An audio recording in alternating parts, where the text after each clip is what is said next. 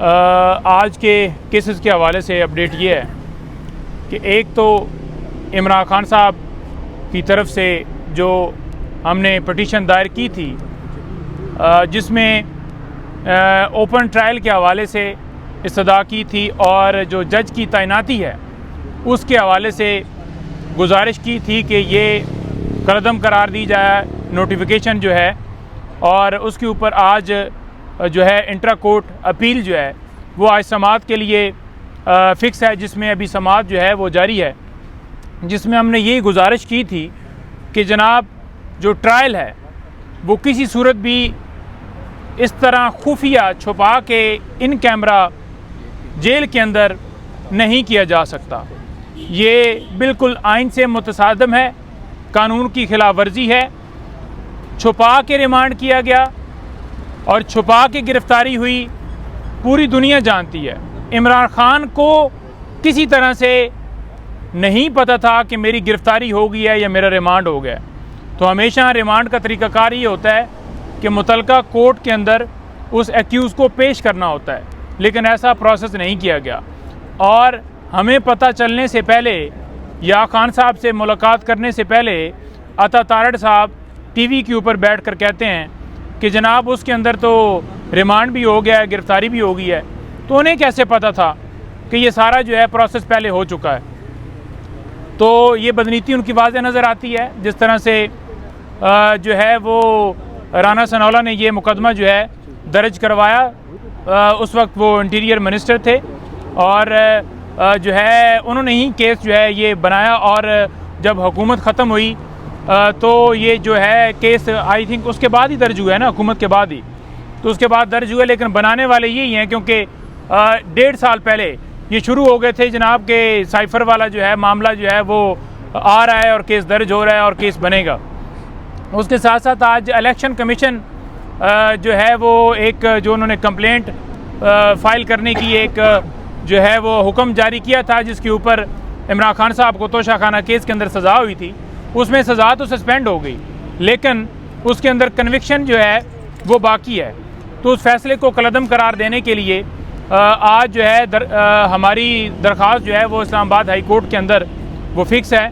उसमें हमने ये भी सदा की हुई है कि ये जो फ़ैसला है इसको अपील तो लगी हुई है, लेकिन उसके अंदर ये सदा की हुई है कि ये जो फ़ैसला है इसको कलअदम करार दिया जाए। जो ही अगर वो फ़ैसला कलअदम करार होता है तो फिर नाअहली जो इमरान खान साहब की हुई है वो उस वजह से ख़त्म हो जाएगी। इसके साथ साथ दीगर फिर केसेस हैं जो कल लगे हुए हैं। कल खान साहब से मिलने के लिए लीगल टीम जो है वहाँ पर जाएगी। मेरी गुज़श्ता जुम्मे को इमरान खान साहब से मुलाकात हुई, और मुलाकात में खान साहब को हमेशा की तरह बड़ा पुरजोश, पुरज़म और बड़ा पुरएतमाद पाया। और वो दौरान समाअत खुद अदालत को अलकादर ट्रस्ट केस के हवाले से हक़ाइक़ बता रहे थे, और उन्होंने अदालत को बताया कि ये बिल्कुल केस जो है ये झूठा है, मनगढ़ंत है, और इसी तरह से दीगर केसेस जैसे झूठे हैं। ये भी उसी की एक कड़ी है कि मैंने 1 पैनी या 1 रुपये का भी बेनिफिट जो है वो इससे नहीं लिया, ना ही मैं अलकादर ट्रस्ट जो है उसके अंदर से ले सकता हूँ। ये बाकायदा तौर पर एग्रीमेंट के अंदर लिखा हुआ है। और ये मैं जो है या बीबी साहिबा ये ट्रस्टी हैं, और इससे पहले खान साहब तमाम सवालात के जवाबात दे चुके हैं। 9 मई को खान साहब की वो जो अगवा किया गया था उसमें रिमांड हुआ था, और रिमांड के दरमियान इमरान खान साहब से सारे सवालात पूछ लिए गए थे। दोबारा जो नैब है उसने रिमांड की इस्तदा की, तो हमें तो वो समझ से बाहर बात थी कि पहले जब 9 मई को खान साहब का अगवा हुआ और उस वक्त रिमांड लिया गया, उस वक्त तमाम सवालात पूछ लिए गए थे। और उसके बाद खान साहब को जब यहाँ पर जो है वो जब इसमें गिरफ़्तारी डली हुई थी, तो इस वक्त भी जो 2-3 दिन के लिए उनको जो है तफ्तीश की इजाज़त दी गई थी, तो उसमें भी उन्होंने तमाम सवालात डेफिनेटली वो कर लिए होंगे। और इससे पहले अगर आप देखें तो खान साहब जब बाहर थे तो वो नैब के अंदर पेश होते रहे और आकर 4-4 घंटे सवालात के जवाबात देते रहें। इसी तरह से बीबी साहिबा को बुलाया जाता है हर रोज़, और उन्होंने भी तमाम सवालात के जवाब दे दिए हैं। सवालात सेम पूछते हैं, सेम दस्तावेज़ात हर डेट के ऊपर मांगते हैं, और तमाम दस्तावेज़ात जो उनके पास अवेलेबल थी वो उन्होंने दे दी। जो तमाम सवालात थे उनके जवाबात भी दे दिए, लेकिन एक ही तरह के सवालात बार बार रिपीट किए जाते हैं। उनका रिमांड जो है वो समझ से बालातर था।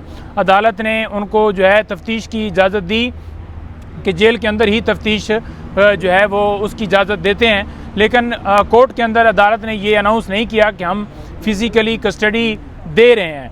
तो फ़िज़िकल कस्टडी तब कहा जा सकता है कि जब वो फ़िज़िकली बंदा जो है वो उस जो इन्वेस्टिगेशन टीम या वो जो प्रोसिक्यूटर या वो डिपार्टमेंट जो है वो मांगता है, और उसके बाद अगर उनके हवाले नैब के हवाले किया जाता तो उसे फ़िज़िकल कस्टडी कहते हैं। तो ये भी एक नई जुरिस्प्रूडेंस हुई है कि जेल के अंदर ही यानी कि सुप्रीडेंट जो अडयाला जेल हैं उनकी कस्टडी के अंदर ही उनसे तफ्तीश जारी है, और उस तफ्तीश को ये रिमांड कह रहे हैं। तो हमें तो इस चीज़ की समझ नहीं आई, लिहाजा अदालत ने भी कोर्ट के अंदर नहीं बताया कि हम फ़िज़िकली दे रहे हैं, क्योंकि फ़िज़िकली तो तब होती कि वो अगर खान साहब को उनके हवाले करते। और दूसरी जो चीज़ बड़ी अहम है वो ये है कि एक तो ये कहते थे कि साइफ़र केस के अंदर, क्योंकि वो जी ऑफिशियल सीक्रेट एक्ट के तहत मुकदमा दर्ज है, तो लिहाजा उनका सीक्रेट ट्रायल करना है। लेकिन ये बात समझ से बाहर है कि वहाँ पर दहशतगर्दी के जो मुकदमा दर्ज किए गए उनमें भी कार्रवाई जो है वो जेल के अंदर हो रही है, और नैब वाला ये तो कोई सीक्रेट दफात इसके अंदर तो नहीं लगी थी, तो ये भी नैब वाला भी जो मुकदमा है वो भी जेल के अंदर चल रहा है। तो ये जो इनके बहाने थे या इनकी जो झूठ बोलना या एक जो इन्होंने फ्रॉड जो है वो किया हुआ था कि ऑफिशियल सीक्रेट एक्ट के तहत मुकदमा दर्ज हुआ है, तो वो एक्सपोज होता हुआ आप सबके सामने नज़र आ गया है कि ये सिर्फ महज बहाने हैं। डर सिर्फ इमरान खान से, इमरान खान की तस्वीर से कि वो बाहर आएंगे और दुनिया में फिर जो है पूरा मुल्क और हर जगह पर इनसे कंट्रोल नहीं हो पाएगा। पूरी इन्होंने कोशिश की है सोशल मीडिया को कंट्रोल करने की, लोगों को उठाकर उनको अगवा करके लोगों के घरों में छापे मार कर वेबसाइट्स या उनके जो चैनल्स हैं उनको बंद करके भी इन्होंने पूरा कोशिश की है, लेकिन वो इनसे कंट्रोल नहीं हो पाया, क्योंकि आम पब्लिक, आम लोग, आप, मैं, सारे, हर बंदा ही जो है खान को चाहता है और हर बंदा ही पोस्टें लगाता है। ये नहीं है कि कोई 10, 15, 20 लोगों की टीम है जिसको कंट्रोल किया जा सकता था या करते वो। जी कोई सवाल है तो? सर उम्र कैद या फांसी